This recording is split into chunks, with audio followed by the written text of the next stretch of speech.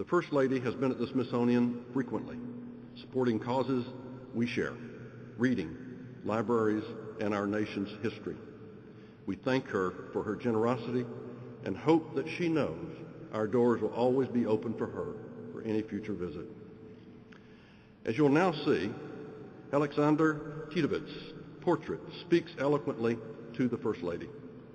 So if the First Lady would please join me in the unveiling of her portrait for the National Portrait Gallery. Okay. You ready?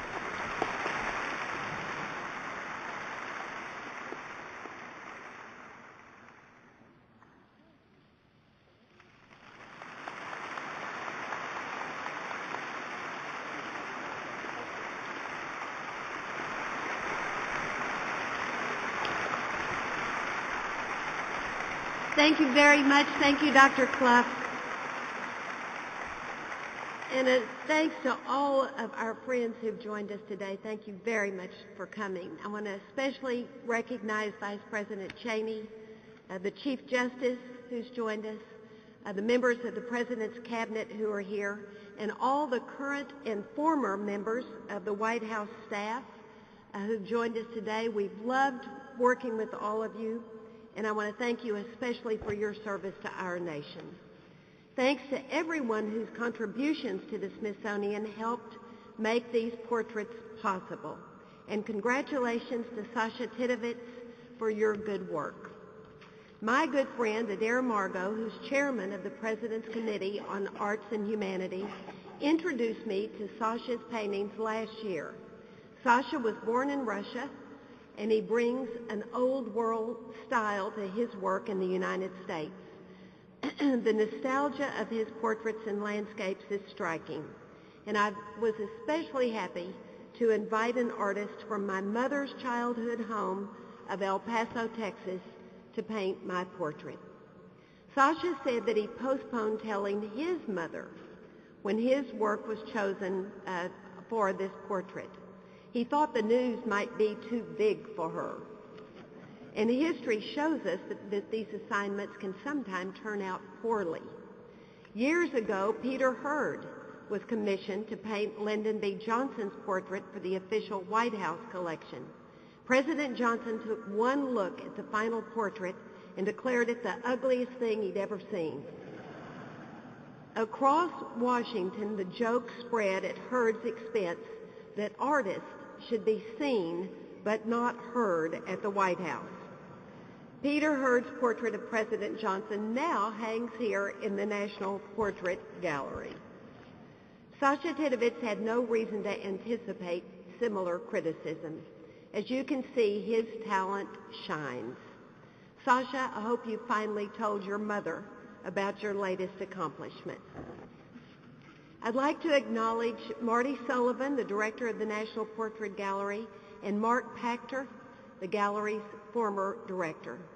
Visiting the Smithsonian museums, and particularly the Smithsonian Art Museums, has been one of my favorite pastimes here in Washington. So it's a special honor to have my portrait displayed in these halls.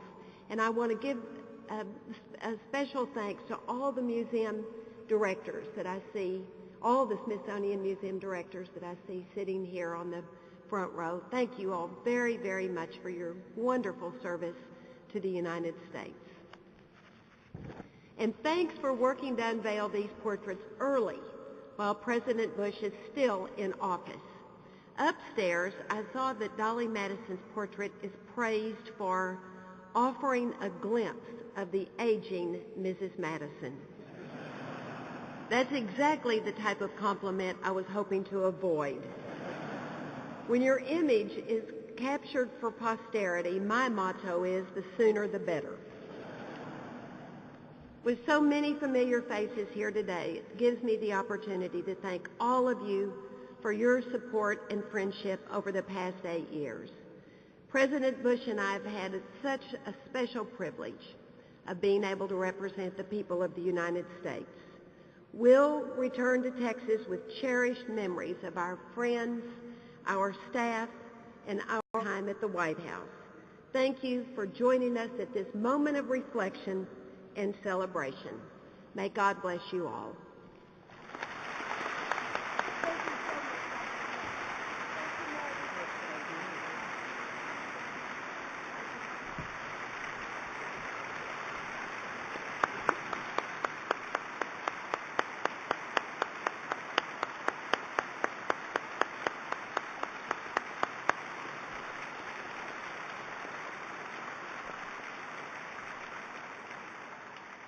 Thank you for those remarks.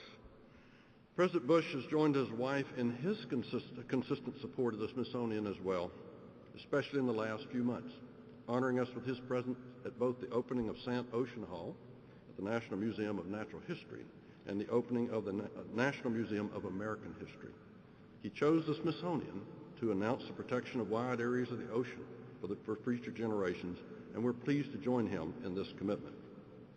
Beyond our small universe at the Smithsonian, our nation thanks him for his patriotism, his courage, and his dedication to the American ideal. I thank him personally for giving me the opportunity to serve on his President's Council of Advisors for Science and Technology and the National Science Board. Recently, I was privileged to join President Bush in the Oval Office with my PCAST colleagues, where he gave us a history lesson on the presidency. And I know among all of us here today, he especially has a deep appreciation for the significance of this ceremony and what it means to the future. Robert Anderson was selected by the White House to paint the president's portrait. You will now see why that was an excellent choice. President Bush, would you please join me in the unveiling of your portrait?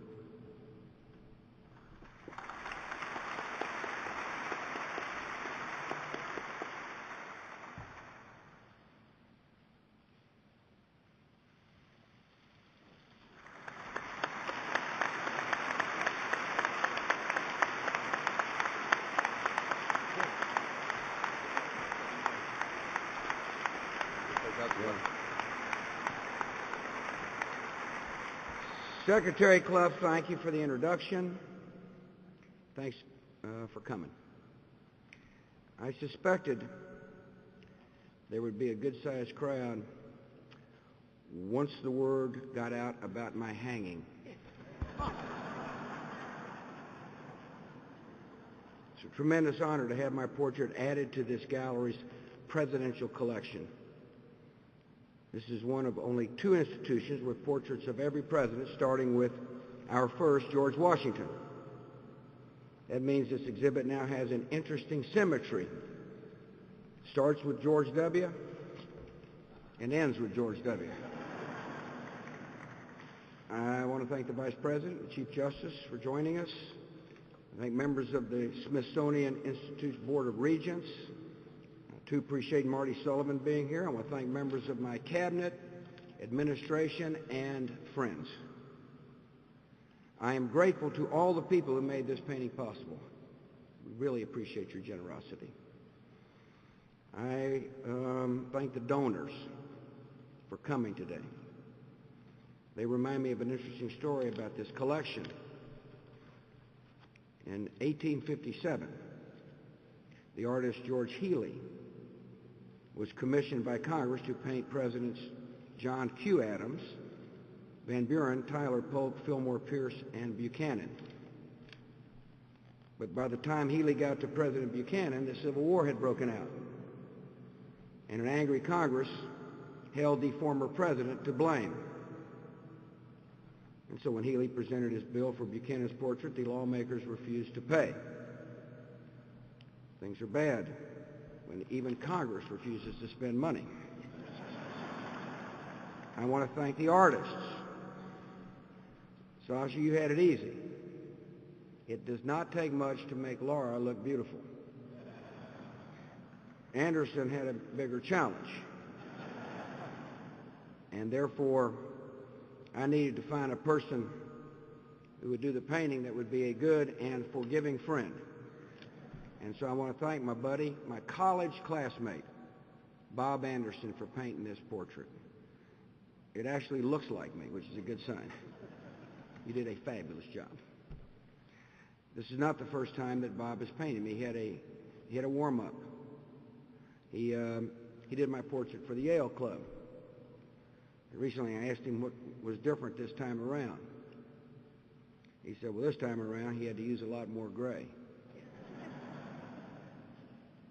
I also understood Bob didn't have any difficulty depicting my eyes or my hands, but he had a lot of trouble with my mouth. And I told him that makes two of us. Former Washington resident once said, whenever you hear about somebody being done in oil in this town, you can't be sure whether that means painting or boiling. That was a wise observation from a good and decent man, one who has offered me a lot of wisdom and advice throughout my life, and I am proud to have my portrait in the same room as President 41, George H.W. Bush.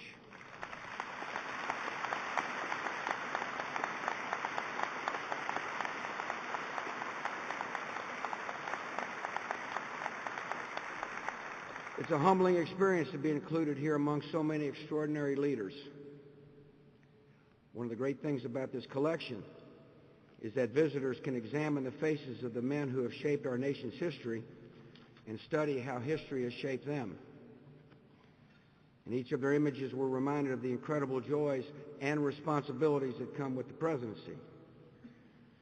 Yet in these 2 centuries of history, we're also reminded that this office and the enduring ideals it represents are greater than any person. Being the temporary custodian of the office has been a privilege of a lifetime. Over the past 8 years, I have been inspired by the character and courage of our nation, especially the men and women of our armed forces. I have been moved by the compassion of our citizens, from those who mentor a child to those who save lives around the world. Most of all, I've been uplifted by the many Americans who have sent their prayers.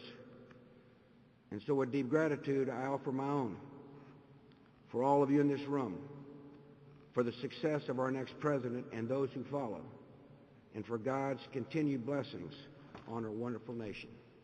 Thank you.